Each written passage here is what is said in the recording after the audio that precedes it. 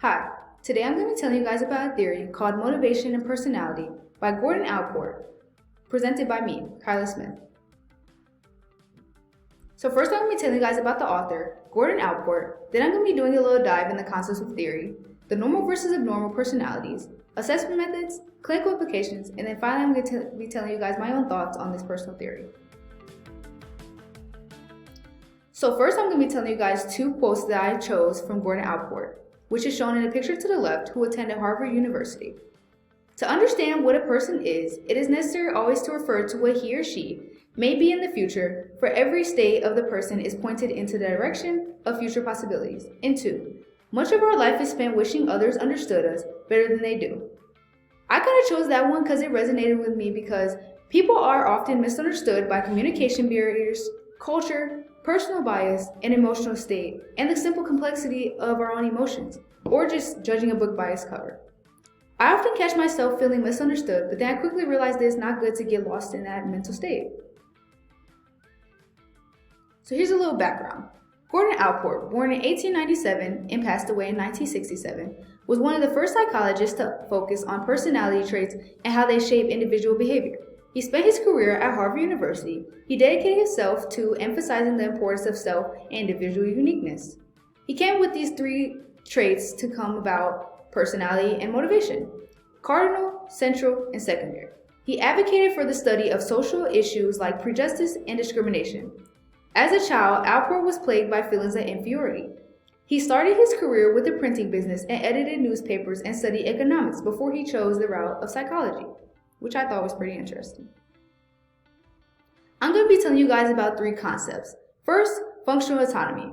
Once behavior is established, it can take on a life of its own and engage in behavior to bring satisfaction and can emphasize complex human motivation.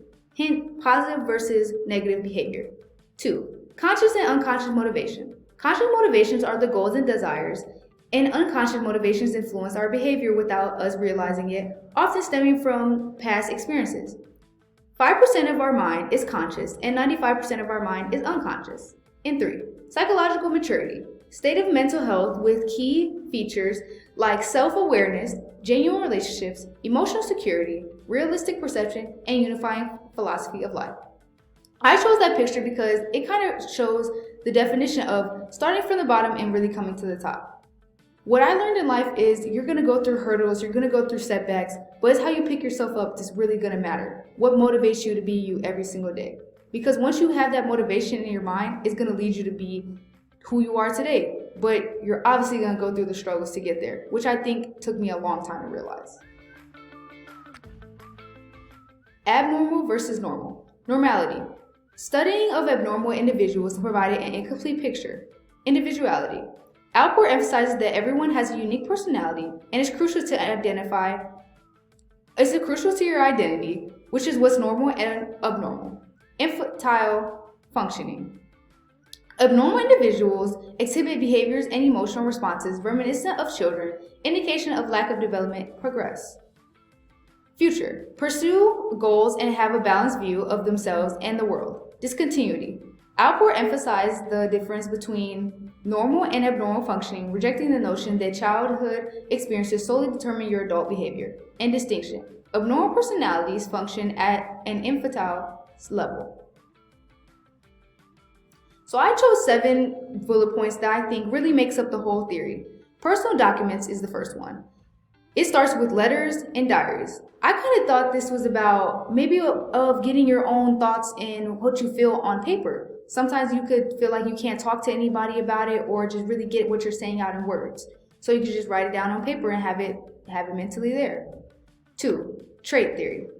3, cardinal, central, and secondary traits, which are often referred to as dominant, fundamental, and less influential. 4, functional autonomy. 5, individual differences.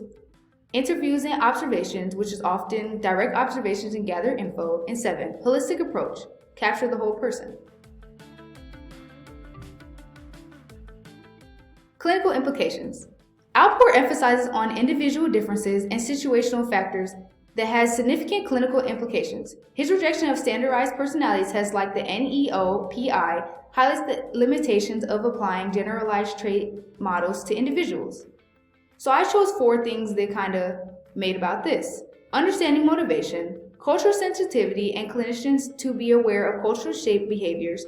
Therapists should remain more flexible, and the emotional and social factors definitely play a part into your personality. So motivation all consists of these 6 things: goals, attitude, idea, success, support, and your performance. Your personality is going to be how you do that. It's going to be your up days and your down days. It's on you to really think about how you really want your life to play out. And then thoughts. Here are my personal thoughts that I think kind of makes up the theory. So first, I'm going to give you guys my pros. Individual focus is 1. Allport's theory highlights the individuality of personality, recognizing that each person has a unique set of traits that shape their behavior and motivations. This can lead to a more personalized understanding of psychological issues. 2. Trait theory foundation. His work laid the groundwork of modern trait theory, influencing how personality is assessed and understood. This can lead to the development of personality assessments that are used widely today. And 3, the emphasis of growth. I think growing as a person is extremely important to not only your character, but how you remain as a person. Allport believed in the potential for personal growth and self-actualization, encouraging individuals to strive for their best selves. But here are the cons. The lack of empirical support. Some critics argue that Allport's theory lacks empirical evidence and scientific rigor compared to other psychological theories, making it harder to validate. 2. Overemphasis of the traits. By focusing heavily on the traits, Allport's theory may overlook the influence of situational factors and environmental contents that help shape your behavior as well. And 3, humans are complex. It can be influenced by many factors, including unconscious motivations, but I don't think Allport's theory kind of fully addresses what it can and can't be. Overall, I think Allport's theory provides a valuable insight into personality and motivation, but it also has its limitations and should be considered in the broader context of psychological research. Overall, I think it's a good theory, and I find myself to use it sometimes because motivating myself to really be what I want to be in life kind of consists of my personality. I'm a hard-driven person, and I kind of want to do things my own way, but I also often think about it's going to take some time, it's going to take barriers and hurdles, and it's going to take me feeling like I'm at rock bottom, but it's mostly important to just make sure you get there. Thank you.